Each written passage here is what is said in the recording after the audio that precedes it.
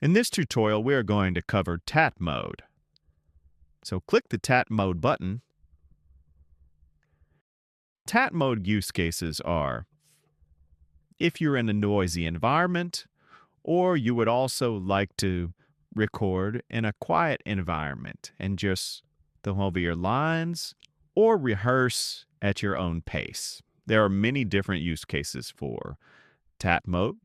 And how this works is you tap anywhere in the lines area where the lines are. If we're at the beginning of the scene, the first line is either highlighted or played. In this case, the first line is a reader line.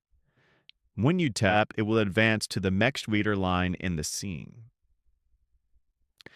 So here's how it works. We tap in the lines area. Was the audition for a guest star or recurring role? It was for recurring. Now we tap to the next reader line. Congratulations, that's great. Thanks.